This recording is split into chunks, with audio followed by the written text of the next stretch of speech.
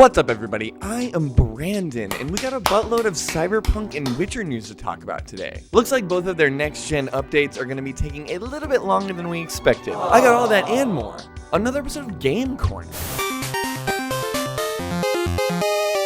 Really quick, if you like what I do, please like the video, subscribe to the channel if you'd like to see more, and I'll move on. So the big news from yesterday is that Cyberpunk 2077 and The Witcher 3's next-gen updates are getting delayed. Looks like Cyberpunk is now being pushed back to Q1 of 2022, that's between January and March. And looks like The Witcher 3 is coming out Q2 of 2022, which is about April to June. This was just announced in the most recent investor update after the last one, where they said that they weren't really sure when they were going to release these. So obviously there was a lot of speculation that came with that. A lot of people saying that probably not going to end up seeing it this year. These were both set to release at the second half of this year, and obviously we're there now and we still don't have those updates. The Witcher 3 is much less of a big deal. Obviously that game came out back in 2016, but Cyberpunk 2077 is a completely different beast entirely. This game has been nothing short of an absolute disaster since it released, and having to wait any longer to get these next-gen updates is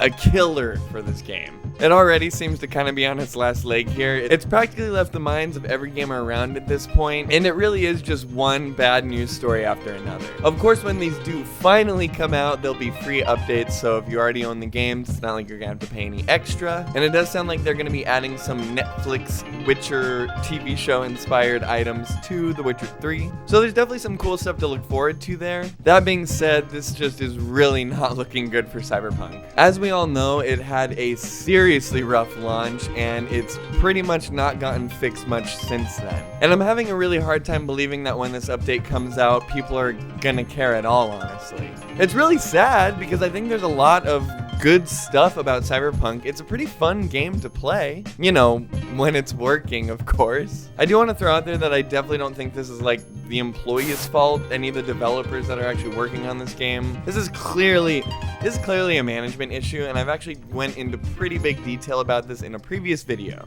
It's actually unlisted off the channel now because it's part of my old series, but I'll link it down below in the comments if you guys want to check that out. Okay!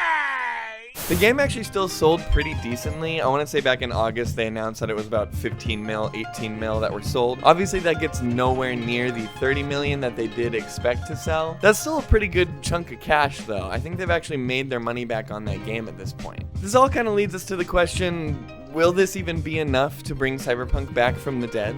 In my opinion, I don't think it's gonna be enough.